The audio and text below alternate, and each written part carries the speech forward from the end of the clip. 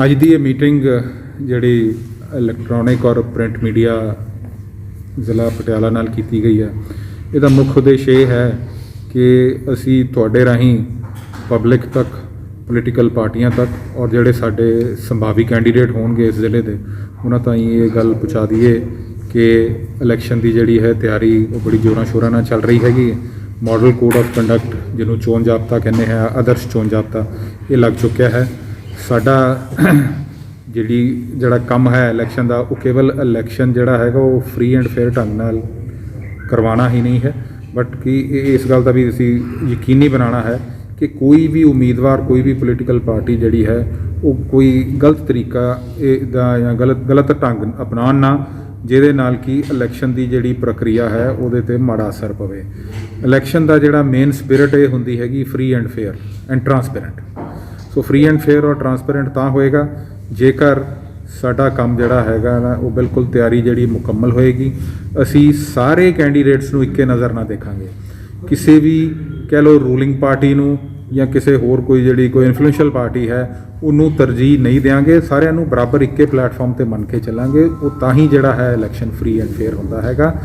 ਸ਼ਿਕਾਇਤਾਂ ਜੇਕਰ ਹੁੰਦੀਆਂ ਹਨ ਅਤੇ ਉਹਨਾਂ ਨੂੰ ਮਤਲਬ ਇੱਕੇ ਪਲੇਟਫਾਰਮ 'ਤੇ, ਮਤਲਬ ਇੱਕੇ ਤਰੀਕੇ ਨਾਲ ਕਰੀਏ, ਉਹਨੂੰ ਡੀਲ ਕੀਤਾ ਜਾਵੇ, ਮੈਰਿਟਸ 'ਤੇ ਡੀਲ ਕੀਤਾ ਜਾਵੇ, ਨਾ ਕਿ ਕੈਂਡੀਡੇਟ ਜਾਂ ਪੋਲੀਟੀਕਲ ਪਾਰਟੀ ਦੀ ਜਿਹੜੀ ਉਹਦਾ ਦੇਖ ਕੇ ਕਿ ਇਹ ਜੇ ਹੈਵੀ ਵੇਟ ਹੈ ਤਾਂ ਚਲੋ ਇੱਥੇ ਆਪਾਂ ਨਰਮ ਸਾਰਿਆਂ ਨੂੰ ਇੱਕ ਬਰਾਬਰ ਇੱਕ ਸਮਾਨ ਦੇਖ ਕੇ ਜਿਹੜਾ ਹੈ ਇਹ ਕਰਾਇਆ ਜਾਵੇ। ਸਰ, ਕੋਵਿਡ ਨੂੰ ਲੈ ਕੇ ਕਿੱਦਾਂ ਦੀ ਹਦਾਇਤਾਂ? ਕੋਵਿਡ ਨੂੰ ਲੈ ਕੇ ਜਿਹੜੀਆਂ ਹਦਾਇਤਾਂ, ਜੇ ਮੈਂ ਹੁਣ ਇਲੈਕਸ਼ਨ ਦੀ ਮੈਂ ਗੱਲ ਕਰਾਂ ਤੇ ਇਲੈਕਸ਼ਨ ਵਿੱਚ ਬਹੁਤ ਸਾਰੀ ਐਕਸਰਸਾਈਜ਼ਸ, ਬਹੁਤ ਸਾਰੇ ਅਰੇਂਜਮੈਂਟਸ ਇੱਦਾਂ ਦੇ ਕਰਨੇ ਪੈਂਦੇ ਜਿੱਥੇ ਇੱਕ ਟਾਈਮ 'ਤੇ 50 ਔਰ 100 ਬੰਦੇ ਵੀ ਇਕੱਠੇ ਹੁੰਦੇ।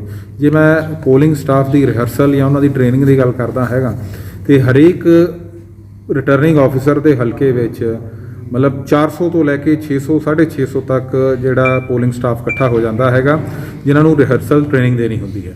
ਸੋ ਇਲੈਕਸ਼ਨ ਕਮਿਸ਼ਨ ਦਾ ਹੁਣ ਇਹ ਜਿਹੜਾ ਨਿਰਦੇਸ਼ ਇਹ ਹੈ ਕਿ ਕੋਵਿਡ ਦਾ ਖਾਸ ਤੌਰ 'ਤੇ ਖਿਆਲ ਰੱਖਿਆ ਜਾਵੇ। ਇਹ ਟ੍ਰੇਨਿੰਗ ਜਿਹੜੀ ਹੈਗੀ ਇਹਨੂੰ ਬੈਚਿਸ 'ਤੇ ਕਰ ਲਿਆ ਜਾਵੇ, ਛੋਟੇ ਟੁਕੜੀਆਂ 'ਚ ਟੀਮਾਂ ਬਣਾ ਕੇ ਉਹਨਾਂ ਨੂੰ ਉਸ ਹਿਸਾਬ ਨਾਲ ਟ੍ਰੇਨਿੰਗ ਦਿੱਤੀ ਜਾਵੇ ਜਿੱਥੇ ਬਹੁਤ ਸਾਰੇ ਲੋਕ, ਬਹੁਤ ਸਾਰਾ ਇਕੱਠ ਇੱਕ ਟਾਈਮ 'ਤੇ ਨਾ ਹੋਵੇ। ਜੇਕਰ ਆਪਾਂ ਸਟਾਫ ਦੀ ਗੱਲ ਕਰਦੇ ਹੈਗੇ, ਸਟਾਫ ਵੀ ਕਈ ਵਾਰੀ ਬਹੁਤ ਸਾਰੇ ਕੰਮ ਇਹੋ ਜਿਹੇ ਕਰਦਾ ਹੈਗਾ ਜਿੱਥੇ 40-50 ਬੰਦੇ ਇੱਕ ਵਾਰੀ ਇਕੱਠੇ ਹੋ ਜਾਂਦੇ ਹੈ, ਜਿਵੇਂ ਕਿ ਜਦੋਂ ਪੋਲਿੰਗ ਜਿਹੜਾ ਮਟੀਰੀਅਲ ਹੁੰਦਾ ਉਹਦੀਆਂ ਕਿਟਸ ਬਣਨੀਆਂ ਹੁੰਦੀਆਂ ਜਾਂ ਜਿਹੜੀਆਂ ਮਸ਼ੀਨਾਂ ਦੀ ਕਮਿਸ਼ਨਿੰਗ ਕਰਨੀ ਹੁੰਦੀ ਹੈ, ਉਹਦੇ ਵਿੱਚ ਵੀ ਇੱਕ ਟਾਈਮ 'ਤੇ ਉੱਥੇ ਕਾਫੀ ਸਾਰਾ ਸਟਾਫ ਹੋ ਜਾਂਦਾ ਹੈਗਾ। ਸੋ ਉਹਨਾਂ ਨੂੰ ਇਹ ਹੈ ਕਿ ਵੱਡੇ ਹਾਲ ਦੇ ਵਿੱਚ ਉਹਨਾਂ ਨੂੰ ਆਪਸ ਵਿੱਚ ਸੋਸ਼ਲ ਡਿਸਟੈਂਸਿੰਗ ਰੱਖ ਕੇ, ਮਾਸਕ ਵਰਤ ਕੇ, ਸੈਨੀਟਾਈਜ਼ਰ ਵਰਤ ਕੇ, ਇਹਨਾਂ ਚੀਜ਼ਾਂ ਦਾ ਖਿਆਲ ਰੱਖਦੇ ਹੋਏ ਜਿਹੜੀ ਇਹ ਤਿਆਰੀ ਕੀਤੀ ਜਾਵੇ। ਔਰ ਸਭ ਤੋਂ ਜਿਹੜਾ ਅਹਿਮ ਜਿਹੜਾ ਫੋਕਸ ਏਰੀਆ ਹੈਗਾ ਉਹ ਵੈਕਸੀਨੇਸ਼ਨ ਦਾ ਹੈਗਾ, ਕਿਉਂਕਿ ਇਲੈਕਸ਼ਨ ਕਮਿਸ਼ਨ ਦੀ ਇਹ ਹਦਾਇਤ ਹੈ ਕਿ ਉਹੀ ਸਟਾਫ ਜਿਹੜਾ ਇਲੈਕਸ਼ਨ 'ਤੇ ਡਿਊਟੀ 'ਤੇ ਲੱਗੇਗਾ ਜਿਨ੍ਹਾਂ ਦੀਆਂ ਡਬਲ ਵੈਕਸੀਨੇਸ਼ਨ ਹੋਈ ਹੋਏਗੀ। ਜਿਹਦੀ ਡਬਲ ਵੈਕਸੀਨੇਸ਼ਨ ਨਹੀਂ ਹੋਏਗੀ ਉਹਨੂੰ ਡਿਊਟੀ 'ਤੇ ਨਹੀਂ ਲਗਾਉਣਾ। ਸੋ ਵੈਕਸੀਨੇਸ਼ਨ ਸਾਡੇ ਵਾਸਤੇ ਵੀ ਇੱਕ ਬੜਾ ਵੱਡਾ ਹੁਣ ਚੈਲੰਜ ਬਣਿਆ ਹੋਇਆ। ਲੇਕਿਨ ਇਹ ਤੁਹਾਡੇ ਰਾਹੀਂ ਮੈਂ ਇਹ ਗੱਲ ਪਹੁੰਚਾਉਣਾ ਚਾਹੁੰਦਾ ਲੋਕਾਂ ਤਾਈਂ ਕਿ ਆਪਣਾ ਵੈਕਸੀਨੇਸ਼ਨ ਦੀ ਜਿਹੜੀ ਗਿਣਤੀ ਹੈ ਪਿਛਲੇ ਅਬਾਊਟ 10-12 ਦਿਨਾਂ ਤੋਂ ਕਾਫੀ ਵੱਧ ਗਈ ਹੈ। ਹੁਣ ਅਸੀਂ ਤਕਰੀਬਨ ਸਾਡਾ ਐਵਰੇਜ ਜੇ ਆਪਾਂ ਕੱਢੀਏ ਤਾਂ 14,000 ਡੇਲੀ ਵੈਕਸੀਨੇਸ਼ਨ ਹੁੰਦੀ ਹੈਗੀ ਪਟਿਆਲਾ ਡਿਸਟ੍ਰਿਕਟ ਵਿੱਚ। ਅਤੇ ਅੱਜ ਵੀ ਕੋਵਿਡ ਨੂੰ ਲੈ ਕੇ ਮੀਟਿੰਗ ਸੀ ਤਾਂ ਉਹਦੇ ਵਿੱਚ ਮੇਨ ਫੋਕਸ ਜਿਹੜੇ ਸਾਡੇ ਮਾਹਰ ਨੇ, ਜਿਹੜੇ ਸਾਡੇ ਡਾਕਟਰ ਨੇ, ਸਾਇੰਟਿਸਟ ਨੇ, ਉਹਨਾਂ ਨੇ ਇਹੀ ਕਿਹਾ ਹੈ ਕਿ ਵੈਕਸੀਨੇਸ਼ਨ 'ਤੇ ਪੂਰਾ ਜ਼ੋਰ ਦਿੱਤਾ ਜਾਵੇ। ਵੈਕਸੀਨੇਸ਼ਨ ਹੀ ਜਿਹੜੀ ਹੈ ਬਚਾਅ ਕਰੇਗੀ। ਵੈਕਸੀਨੇਸ਼ਨ ਕਰਵਾਉਣ ਨਾਲ ਜਿਹੜੀ ਇਹਦੀ ਸਿਵੀਅਰਿਟੀ ਹੈ ਜਾਂ ਇਹਦੀ ਫੈਟੈਲਿਟੀ ਹੈਗੀ ਹੈ ਕੋਵਿਡ ਦੀ, ਉਹ ਘਟਦੀ ਹੈਗੀ। ਸੋ ਇਸ ਗੱਲਾਂ 'ਤੇ ਕੋਵਿਡ ਪੇਸ਼ੈਂਟ ਲਈ ਕੋਈ ਸਪੈਸ਼ਲ ਇੰਤਜ਼ਾਮ ਕੀਤੇ ਗਏ ਨੇ? ਕੋਵਿਡ ਪੇਸ਼ੈਂਟ ਵਾਸਤੇ ਤੁਸੀਂ ਇਲੈਕਸ਼ਨ ਤੋਂ ਹਟ ਕੇ ਗੱਲ ਕਰ ਰਹੇ ਹੋ? ਨਹੀਂ ਜੀ, ਨਹੀਂ, ਇਲੈਕਸ਼ਨ ਦੇ ਵਾਸਤੇ। ਇਲੈਕਸ਼ਨ ਦੇ ਵਿੱਚ ਜੇ ਕਿਸੇ ਕੋਈ ਕੋਵਿਡ ਹੋ ਜਾਂਦਾ ਹੈਗਾ ਤੇ ਇੱਕ ਤਾਂ ਉਹਦੀ ਡਿਊਟੀ ਤੋਂ ਉਹਨੂੰ ਹਟਾ ਦੇਵਾਂਗੇ ਅਸੀਂ। ਦੂਸਰਾ ਇਹ ਹੈ ਕਿ ਉਹਦੀ ਵੋਟ ਜਿਹੜੀ ਹੈਗੀ ਹੈ ਉਹ ਪੋਸਟਲ ਬੈਲਟ ਪੇਪਰ ਆਈ ਪਏਗੀ। ਜਿਹੜੇ ਪੋਜ਼ਿਟਿਵਿਟੀ ਦਾ ਜਿਹਦਾ ਪਤਾ ਨਹੀਂ ਲੱਗਦਾ ਜੀ, ਤੇ ਉਹਦੇ ਬਾਰੇ ਤੁਸੀਂ ਕੀ ਦੇਖੋ, ਉਹਦੇ ਵਿੱਚ ਇੱਦਾਂ ਹੈ ਕਿ ਅਸੀਂ ਨਾਰਮਲੀ ਇਹ ਕਿਹਾ ਜਾਂਦਾ ਹੈਗਾ ਕਿ 15 ਕੁ ਦਿਨਾਂ ਬਾਅਦ ਜਿਹੜੀ ਹੈ ਸੈਂਪਲਿੰਗ ਕਰਵਾ ਲੈਣੀ ਚਾਹੀਦੀ ਹੈ। ਉਹ ਸੈਂਪਲਿੰਗ ਜਿਹੜੀ ਹੈਗੀ ਹੈ ਉਹ ਤੁਸੀਂ ਖੁਦ ਆਪ ਨੂੰ ਤਾਂ ਪਤਾ ਲੱਗ ਜਾਂਦਾ ਹੈਗਾ ਕਿ ਮੈਂ ਨੈਗੇਟਿਵ ਹਾਂ, ਮੈਂ ਪੋਜ਼ਿਟਿਵ ਨਹੀਂ ਹੈਗਾ। ਉਹਦਾ ਫਾਇਦਾ ਕੀ ਹੁੰਦਾ ਤੁਹਾਡੇ ਪਰਿਵਾਰ ਨੂੰ? ਪਰਿਵਾਰ ਵਿੱਚ ਬੱਚੇ ਹੁੰਦੇ, ਪਰਿਵਾਰ ਵਿੱਚ ਬਜ਼ੁਰਗ ਹੁੰਦੇ ਹੈਗੇ। ਸੋ ਆਪਣੇ ਬਚਾਅ ਦੇ ਵਿੱਚ ਹੀ ਦੂਜਿਆਂ ਦਾ ਬਚਾਅ ਹੈ। ਸੋ ਇਸ ਚੀਜ਼ ਨੂੰ ਮਾਈਂਡ 'ਚ ਰੱਖਾਂਗੇ ਅਸੀਂ। ਤਾਂ ਜਦੋਂ ਸਾਡਾ ਨੇੜੇ ਅਸੀਂ ਇਹਦੇ ਪੋਲਿੰਗ ਦੇ ਨੇੜੇ ਜਾਵਾਂਗੇ ਤੇ ਅਸੀਂ ਥੋੜਾ ਜਿਹਾ ਸਿੰਪਟਮਸ ਤੇ ਖਿਆਲ ਰੱਖਾਂਗੇ। ਅਸੀਂ ਜਦੋਂ ਡਿਊਟੀ ਜਾਂ ਥਰਡ ਰਿਹਰਸਲ ਜਾਂ ਡਿਸਪੈਚ ਹੋਏਗਾ ਉਦੋਂ ਮਾੜਾ ਮੋਟਾ ਇਸ ਗੱਲ ਦਾ ਉੱਥੇ ਖਿਆਲ ਰੱਖਾਂਗੇ ਵੀ ਇਹਦੇ ਕੋਈ ਇਹੋ ਜਿਹੇ ਲੱਛਣ ਤਾਂ ਨਹੀਂ ਹੈਗੇ ਖੰਘ ਜ਼ੁਕਾਮ ਖਾਂਸੀ ਇੱਦਾਂ ਬੁਖਾਰ ਦੇ। ਸੋ ਇਹ ਚੀਜ਼ ਦਾ ਖਿਆਲ ਰੱਖਦੇ ਹੋਏ ਅਸੀਂ ਉਸ ਵੇਲੇ ਪੋਲਿੰਗ ਪਾਰਟੀਆਂ ਡਿਸਪੈਚ ਕਰਾਂਗੇ। ਸਰ 8 ਜਨਵਰੀ ਨੂੰ ਕੋਡ ਆਫ ਕੰਡਕਟ ਲਾਗੂ ਹੋਇਆ ਸੀ। ਹੁਣ ਤੱਕ ਆਪਾਂ ਕਿੰਨੇ ਸੰਭਾਵਿਤ ਉਮੀਦਵਾਰਾਂ ਨੂੰ ਆਪਾਂ ਨੋਟਿਸ ਜਾਰੀ ਕਰ ਚੁੱਕੇ ਹਾਂ? ਨਹੀਂ ਦੇਖੋ ਇਸ ਵੇਲੇ ਤਾਂ ਉਮੀਦਵਾਰ ਤਾਂ ਹੈ ਹੀ ਨਹੀਂ ਕੋਈ। ਜਾਂ ਸੰਭਾਵਿਤ ਹੈ? ਸੰਭਾਵੀ ਜਿਹੜਾ ਉਮੀਦਵਾਰ ਹੈ, ਜਿਹੜੀਆਂ ਸਾਰੀਆਂ ਸ਼ਿਕਾਇਤਾਂ ਜੇ ਮੈਂ ਕਹਾਂ ਤਕਰੀਬਨ ਕਿਉਂਕਿ ਮੇਰੇ ਹੱਥੋਂ ਨਿਕਲ ਕੇ ਜਾਂਦੀਆਂ ਹੈਗੀਆਂ, ਉਹ ਇਦਾਂ ਕੋਈ ਡਾਇਰੈਕਟਲੀ ਹਜੇ ਕੋਈ ਆਈ ਨਹੀਂ। ਜ਼ਿਆਦਾਤਰ ਜਿਹੜੀਆਂ ਸ਼ਿਕਾਇਤਾਂ ਉਹ ਇਹ ਆ ਰਹੀਆਂ ਨੇ ਕਿ ਜੀ ਫਲਾਨਾ ਅਫਸਰ ਹੈ ਜਾਂ ਫਲਾਨਾ ਕਰਮਚਾਰੀ ਹੈ, ਇਹ ਆਪਣੇ ਹੋਮ ਡਿਸਟ੍ਰਿਕਟ 'ਚ ਪੋਸਟਡ ਹੈ, ਜਾਂ ਇਹ ਜੀ ਇਹ ਫਲਾਨੀ ਪਾਰਟੀ ਦਾ ਇਹ ਉਹਨਾਂ ਦੀ ਹਮਾਇਤ ਕਰਦਾ ਹੈ ਜਾਂ ਉਹਨਾਂ ਨੂੰ ਫੇਵਰ ਕਰਦਾ ਹੈ। ਸੋ ਇਦਾਂ ਦੀਆਂ ਸ਼ਿਕਾਇਤਾਂ ਆਈਆਂ ਹੈਗੀਆਂ। ਇੱਕ ਅੱਧੀ ਕੋਈ ਸ਼ਿਕਾਇਤ ਇੱਕ ਆਈ ਹੈਗੀ ਅੱਜ ਕੋਈ ਕ੍ਰਿਕਟ ਮੈਚ ਨੂੰ ਲੈ ਕੇ, ਸੋ ਉਹ ਵੀ ਸੰਭਾਵੀ ਉਮੀਦਵਾਰ ਨਹੀਂ ਹੈ ਉਹਦੇ 'ਚ। ਇਹਨਾਂ ਤੇ ਐਕਸ਼ਨ ਵੀ ਫਿਰ ਤੁਸੀਂ ਹੁਣ ਤੱਕ ਜਿਹੜੀਆਂ ਆਈਆਂ ਨੇ ਸ਼ਿਕਾਇਤਾਂ ਦੇ ਕਿੰਨੇ ਐਕਸ਼ਨ ਹੋਏ ਨੇ? ਦੇਖੋ ਇਹਦੇ ਵਿੱਚ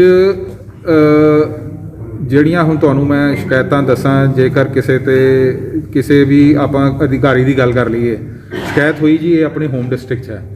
ਹੋਮ ਡਿਸਟ੍ਰਿਕਟ ਵਿੱਚ ਉਹ ਅਧਿਕਾਰੀ ਜਿਹੜਾ ਹੈਗਾ ਉਹਦੇ ਤੇ ਪ੍ਰਸ਼ਨ ਚਿੰਨ੍ਹ ਲੱਗ ਜਾਂਦਾ ਹੈਗਾ, ਜਿਹੜਾ ਕਿ ਇਲੈਕਸ਼ਨ ਦੇ ਨਾਲ ਸਿੱਧੇ ਤੌਰ ਤੇ ਜਿਵੇਂ ਐਜ਼ ਡਿਪਟੀ ਕਮਿਸ਼ਨਰ ਮੈਂ ਜਾਂ ਐਜ਼ ਰਿਟਰਨਿੰਗ ਆਫੀਸਰ ਜਿਹੜੇ ਹੋਰ ਸਾਡੇ PCS ਜਾਂ IAS ਅਧਿਕਾਰੀ ਨੇ, ਜਿਹੜਾ ਬਤੌਰ ਰਿਟਰਨਿੰਗ ਆਫੀਸਰ ਜਾਂ ਬਤੌਰ ਸਹਾਇਕ ਰਿਟਰਨਿੰਗ ਆਫੀਸਰ ਕੰਮ ਕਰ ਰਹੇ ਨੇ, ਉਹ ਇਲੈਕਸ਼ਨ ਦੇ ਨਾਲ ਸਿੱਧੇ ਤੌਰ ਤੇ ਕੰਮ ਕਰ ਰਹੇ ਹੁੰਦੇ। ਜਿਹੜਾ ਕੋਈ ਆਫੀਸਰ ਉਹਦਾ ਕੋਈ ਇਲੈਕਸ਼ਨ ਨਾਲ ਸਿੱਧੇ ਤੌਰ ਤੇ ਕੋਈ ਉਹਦਾ ਕੰਮ ਹੈ ਨਹੀਂ, ਜਿਵੇਂ ਕੋਈ ਕਿਸੇ ਮਹਿਕਮੇ ਦਾ ਐਕਸ਼ਨ ਲੈ ਲਓ, ਤੇ ਫਿਰ ਉਹਦੇ ਖਿਲਾਫ ਉਹ ਜਿਹੜੀਆਂ ਇਲੈਕਸ਼ਨ ਕਮਿਸ਼ਨ ਦੀਆਂ ਗਾਈਡਲਾਈਨਸ ਦੇ ਵਿੱਚ ਉਹ ਕਵਰ ਹੋ ਜਾਂਦਾ ਹੈਗਾ, ਉਹਦੇ ਖਿਲਾਫ ਐਕਸ਼ਨ ਬਣਦਾ ਨਹੀਂ ਹੈ। ਸਾਡੀ ਸਾਰੀ ਰਿਪੋਰਟਿੰਗ ਜਿਹੜੀ ਹੈਗੀ ਉੱਤੇ ਜਾਂਦੀ। ਜਿਹੜੇ ਸਰ 12000 EMPLOYEE ਚਾਹੀਦੇ ਆ ਇਲੈਕਸ਼ਨ ਕਰਾਉਣ ਲਈ, ਉਹਦੇ ਵਿੱਚ ਲੇਡੀ ਸਟਾਫ ਨੂੰ ਕੋਈ ਛੂਟ ਹੈ ਕਿ ਥੋੜੀ ਬਹੁਤੀ ਜਾਂ ਬਰਾਬਰ ਦੇ ਦਿੱਤੀ ਜਾਏ? ਦੇਖੋ ਲੇਡੀ ਸਟਾਫ ਦਾ ਤਾਂ ਅਸੀਂ ਆਲ ਔਮਨ ਪੋਲਿੰਗ ਸਟੇਸ਼ਨ ਬਣਾਉਣੇ ਹੈਗੇ। ਅਸੀਂ ਹਰੇਕ ਹਲਕੇ ਦੇ ਵਿੱਚ ਅਸੀਂ 7 ਆਲ ਔਮਨ ਪੋਲਿੰਗ ਸਟੇਸ਼ਨ ਬਣਾਉਣੇ ਹੈਗੇ। ਜਿੱਥੇ ਤੱਕ ਕੋਈ ਪ੍ਰੈਗਨੈਂਟ ਲੇਡੀ ਹੈ ਜਾਂ ਕੋਈ ਲੈਕਟੇਟਿੰਗ ਮਦਰ ਹੈ, ਉਹ ਅਸੀਂ ਪਹਿਲਾਂ ਹੀ ਉਹਨਾਂ ਦੀ ਇਨਫੋਰਮੇਸ਼ਨ ਲੈ ਲਈ ਹੈਗੀ, ਅਸੀਂ ਉਹਨਾਂ ਨੂੰ ਛੋਟ ਦੇ।